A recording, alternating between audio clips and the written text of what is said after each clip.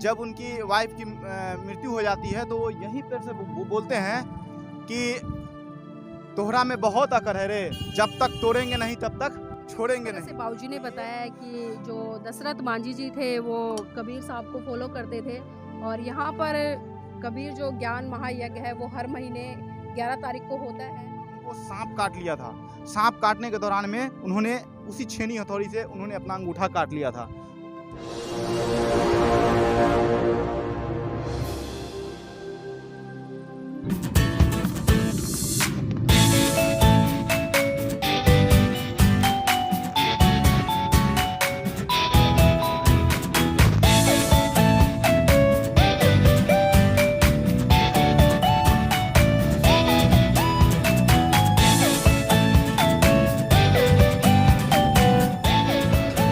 नमस्कार, आप देख रहे हैं NB न्यूज़ 24/7 नीलम बोध के साथ।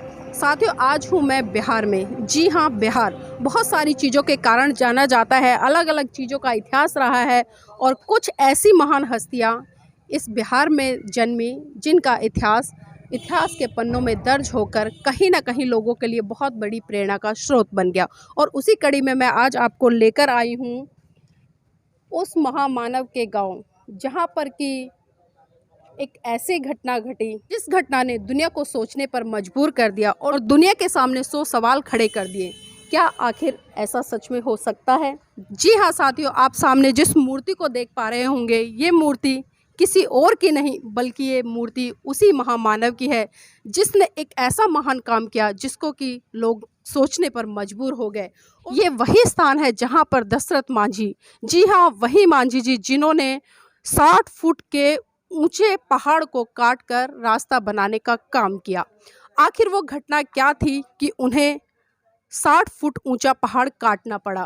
पहले तो आप अंदर देख पा रहे होंगे जो दशरथ मांझी जी है, प्रत्यक्ष रूप से हम उनकी छाया चित्र आपको दिखा रहे हैं कि किस तरह से दशरथ मांझी जी किस तरह के दिखते थे। साथियों, जिस तरह से आप देख पा रहे होंगे यहाँ पर जो दशरथ मांझी जी है उनकी तस्वीर लगी हुई है और उस तस्वीर पर कुछ ऐतिहासिक चीज़ें भी लिखी हुई है। मैं थोड़ा पढ़कर बताऊंगी। यहाँ पर जो दशरथ मांझी जी हैं, देखिए आप देख पा रहे होंगे कि जो पहाड़ उन्होंने काटा था, जो उसकी लंबाई है 360 फीट है और उसकी चौड़ाई है 30 फीट और उसकी ऊंचाई है 25 फीट। और साथ ही जो इसका समय है वो है 22 वर्ष।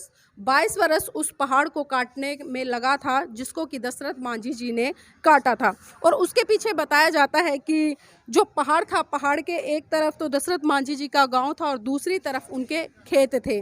और उन्हीं खेतों पर जब दशरथ मांझी जी की जो पत्नी है वो खाना देने के लिए आती थी और एक बार घटना ऐसी ही घटी कि पहाड़ से उनकी पत्नी का पैर फिसल गया और उस समय वो गर्भवती थी और जब वो हॉस्पिटल अपनी पत्नी को लेकर गए तो उनकी पत्नी तो बची नहीं लेकिन पुत्र बच गया।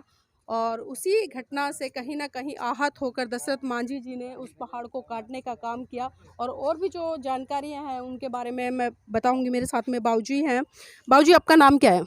राम स्वरूप मांझी। बाबूजी, आप यहीं पर रहते हैं? हाँ। बाबूजी, हमें दशरथ मांझी के बारे में कुछ जानकारी दें हमारे दर्शकों को कि आखिर वो क्या करते थे, कौन थे और अब उनके परिवार में कौन है और जो पहाड़ काटा था उसके पीछे कारण क्या था? कारण था कि रास्ता नहीं था। रास्ता के लिए ऊपरी बाबा का खेती है, खेती उगड़ी करते थे और उनको जो पत्नी थी इधर से खाना पानी ले जाते थे, सब कुछ जाते थे, रास्ता नहीं था। मतलब पहाड़ के ऊपर से जाते थे सभी लोग? हाँ, और थोड़ा दरार भी था, उससे भी जाता था आदमी और ऊपर से भी जाता था। अब रह गया बात की जैसे कि अब खाना एक दिन लेकर के जा रहे थे जी। और पैर जब फिसूल गया, गिर गए, चोट भी लग गया, इनके चोट लग गया। बाबा उधर से आए, देखे इनको कि चोट लगा हुआ है, कुछ कहा नहीं, महसूस अपना किए। रात में आए घर, खाना उन्हें खाए। विचार उनको क्या बदल गया कि उनको बकरी था, बकरी बजीरगंज बाज़ार है, उस बाज़ार में बेच दिए। अब बेच करके छेनी हथौड़ी मंगाए और एक इंदारा मूवी में इंदिरा भी देखते होंगे, उस इंदारा बनाए।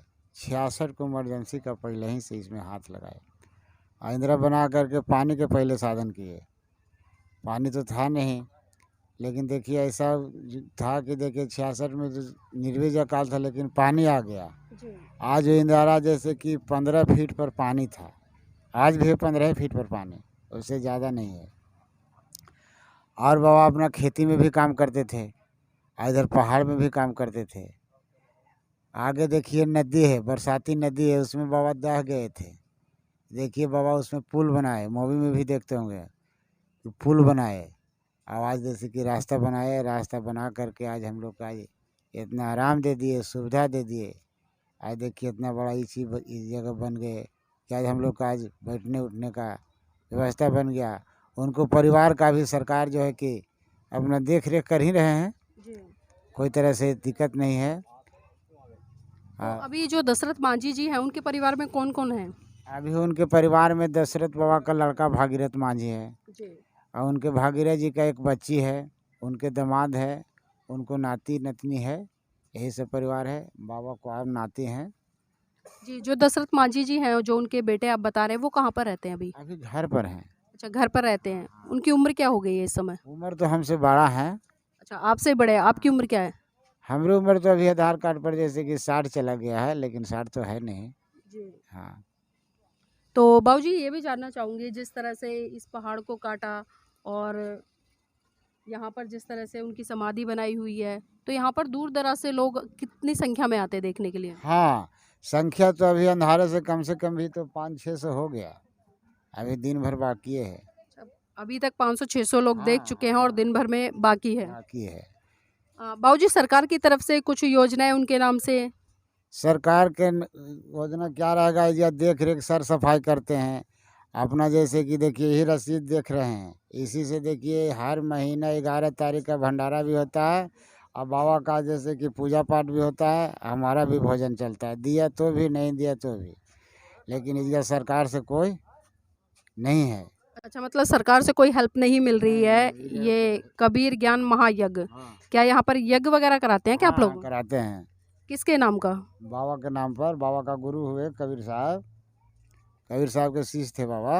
अच्छा, तो उन्हीं को करा। देखिए, जिस तरह से बाबूजी ने बताया कि जो दशरथ मांझी जी थे वो कबीर साहब को फॉलो करते थे और यहाँ पर कबीर जो ज्ञान महायज्ञ है वो हर महीने 11 तारीख को होता है और ये जो लोग यहाँ पर डोनेशन करते हैं उसी के माध्यम से होता है और उसी के साथ साथ में जो कबीर की वाणी है, उनका ज्ञान है, वो लोगों को देने का बड़े स्तर पर काम किया जाता है और बहुत भारी संख्या में लोग यहाँ से दूर दराज से चलकर मांझी जी की समाधि पर आते हैं, पुष्प अर्पित करते हैं। और साथियों, आइए मैं आपको लेकर चलती हूँ उस पहाड़ की तरफ, इस पहाड़ को दशरथ मांझी जी ने काटने का काम किया था। साथियों, आप मेरे सामने देख पा रहे होंगे दशरथ मांझी द्वार गहलोर। जी हाँ, गहलोर जो गांव है उस जगह, इस जगह का नाम है और जो दशरथ मांझी द्वार है ये बनाया गया है और इस द्वार को बने हुए लगभग 20 वर्ष हो गए हैं और सरकार की तरफ से इस द्वार को बनाया था। और आइए अब मैं आपको उस पहाड़ के दर्शन कराऊंगी जिस पहाड़ को दशरथ मांझी जी ने काट कर लोगों के लिए आने जाने का रास्ता बनाया। और मैं थोड़ा कैमरामैन से चाहूँगी कि यहाँ के जो लोकलिटी है उसको भी दिखाएं कि दशरथ मांझी जी के यहाँ पर किस तरह के घर हैं, लोग किस तरह का जीवन यापन कर रहे हैं। आप देख पा रहे होंगे साथियों, यहाँ पर जो मिट्टी है उसके मकान बने हुए हैं और यहाँ से आप देख पा रहे होंगे जो बोर्ड है, यहाँ से राजगीर 22 किलोमीटर है, तपोवन 7 किलोमीटर है। और साथियों, आप बिल्कुल मेरे सामने जो पहाड़ देख रहे हैं ये वही पहाड़ है जिसकी ऊंचाई 60 फीट है और इसी पहाड़ को काटकर दशरथ मांझी जी ने इतिहास रचा था। और इस पहाड़ को काटने के लिए, जैसा ही मैंने वीडियो के शुरू में बताया था साथियों, पूरे 22 साल लगे हैं, 22 साल।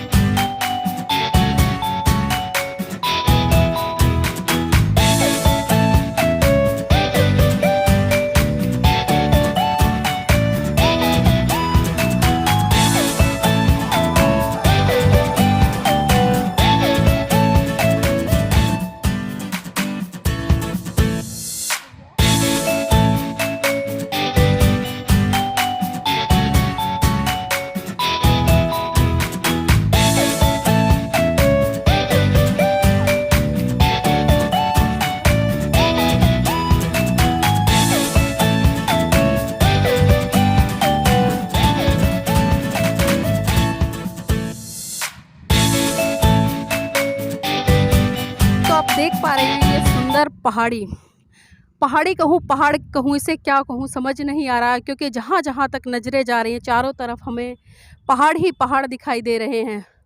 और साथियों उसके ऊपर से ये घटाओं में बादल घिरे हुए, कहीं नीले कहीं सफ़ेद कहीं किसी तरह के रंग में लिपटे हुए। और साथियों मैं बता रही थी आपको कि ये वही पहाड़ है। एक बार मैं कैमरामैन से चाहूँगी कि नीचे से लेकर इसकी ऊपर तक ऊंचाई दिखाए। मैं आपको बता दूं साथियों ये 60 फीट ऊंचा पहाड़ है और आप इसके पत्थर को देख के ही अनुमान लगा सकते हैं कि कितना मजबूत पत्थर है ये। और वहाँ से लेकर और वहाँ तक इस पहाड़ को काटने का काम दशरथ मांझी जी ने किया। साथियों जो ये रास्ता गया है ये पहले रास्ता नहीं था, आप देख पा रहे होंगे। अब तो सड़क बनी हुई है, काफ़ी चौड़ी है। पहले ये बिल्कुल भी नहीं था, तो ये पहाड़ बिल्कुल मिले हुए थे और जो गांव के लोग थे इस पहाड़ पर से चढ़कर उस साइड में जाते थे और उस साइड से लोग पहाड़ पर चढ़कर इस साइड में आते थे।